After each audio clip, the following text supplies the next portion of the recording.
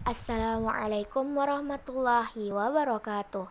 Hai teman-teman, kembali lagi bersama saya Meisya Adila. Pada pagi hari ini saya diberi kesempatan untuk menjelaskan mengenai gelombang cahaya. Gelombang itu bisa didefinisikan secara singkat adalah getaran yang merambat. Namun sebuah getaran belum tentu gelombang, dan perlu diingat kalau dimaksud merambat itu energinya, bukan materinya. Dan cahaya didefinisikan sebagai gelombang elektromagnetik. Cahaya merupakan gelombang elektromagnetik yang kasat mata atau dapat terlihat. Cahaya memiliki spektrum atau paket cahaya yang dipersepsikan secara visual oleh indera penglihatan sebagai warna. Kenapa ya cahaya itu disebut sebagai gelombang dan gelombangnya itu ialah gelombang elektromagnetik?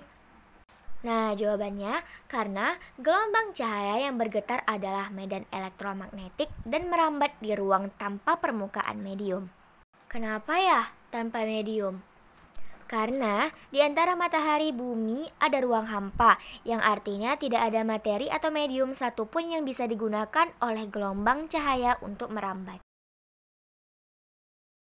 Yang pertama ialah merambat lurus.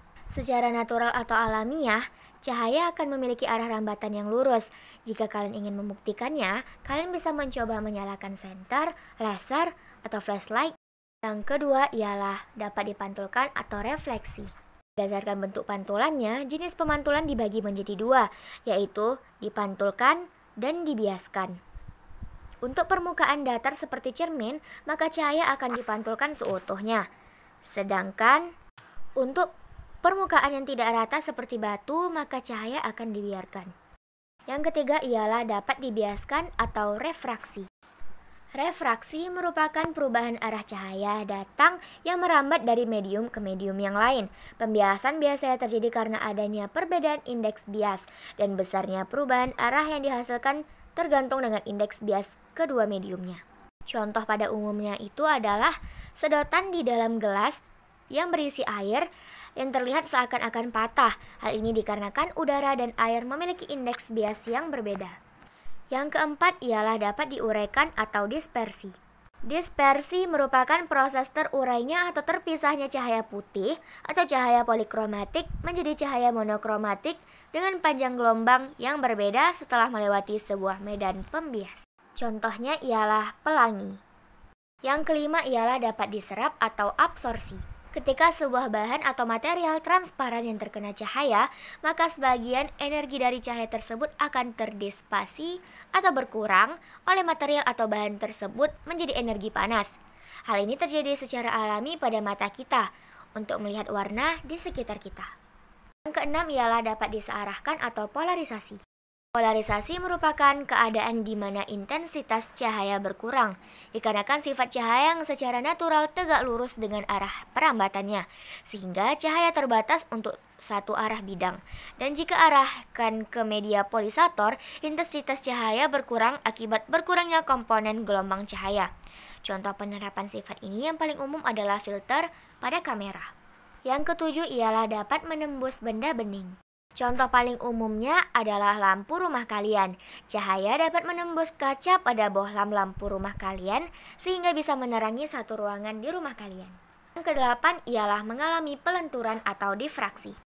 Difraksi cahaya merupakan kecenderungan gelombang cahaya saat melewati celah kecil atau celah sempit untuk menyebar ketika merambat. Difraksi ini dapat diamati dalam dua percobaan, yaitu difraksi celah tunggal dan difraksi celah banyak. Dan di sini terdapat warna-warna yang dapat dilihat dari spektrum gelombang elektromagnetik. Interferensi cahaya merupakan adanya interaksi atau penjumlahan dari dua gelombang cahaya atau lebih berpadu membentuk gelombang cahaya baru gabungan. Agar interferensi terjadi, diperlukan dua syarat, yaitu sumber cahaya harus koheren, yaitu fasenya tetap atau satu terhadap yang lain dan frekuensi yang sama. Yang kedua, sumber cahaya harus monokromatis, yaitu harus mempunyai panjang gelombang tunggal. Cahaya monokromatik adalah cahaya yang memiliki satu frekuensi dan panjang gelombang yang seragam. Interferensi memiliki dua sifat yang bertolak belakang, yaitu membangun yang disebut sebagai interferensi konstruktif dan merusak atau disebut dengan interferensi destruktif. Akibat dari kedua sifat ini, interferensi cahaya memiliki dua pola, yaitu pola terang dan pola gelap. Pola terang itu dihasilkan karena superposisi yang konstruktif atau saling menguatkan, sedangkan pola gelap dihasilkan karena superposisi yang destruktif atau saling melemahkan. Dalam interferensi celah ganda Young terdapat dua persamaan, yaitu persamaan untuk interferensi maksimum di P atau pola terang dan persamaan untuk interferensi minimum di P atau pola gelap.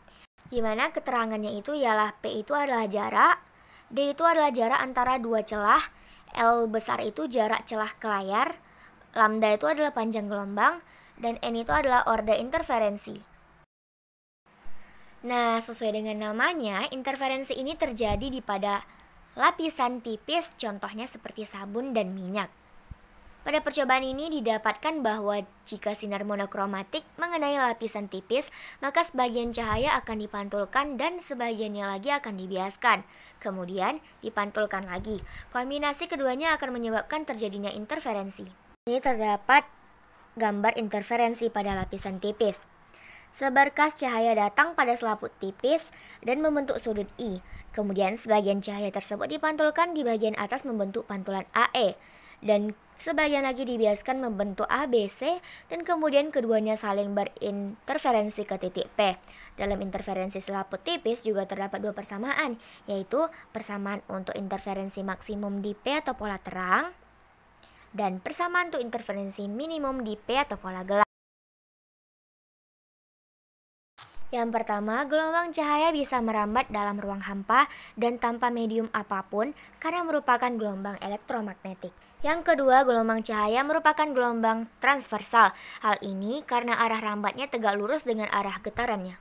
Yang ketiga, gelombang cahaya dapat dipantulkan jika mengenai sebuah bidang, baik rata ataupun tidak. Yang keempat, gelombang cahaya dapat diteruskan melalui medium gas, air, ataupun padat. Contoh dari penerapan gelombang cahaya ialah yang pertama adalah radar untuk mendeteksi keberadaan, contohnya frekuensi radio. Yang kedua, sinar gamma itu untuk mendiagnosis dan terapi kanker. Yang ketiga ialah sinar X sebagai radiografi. Dan di sini terdapat soal mengenai gelombang cahaya yang bisa juga kita perhatikan dikarenakan ada pembahasannya di dalamnya. Sekian penjelasan singkat dari saya. Apabila masih ada kesalahan dan kekurangan mohon dimaafkan. Wassalamualaikum warahmatullahi wabarakatuh.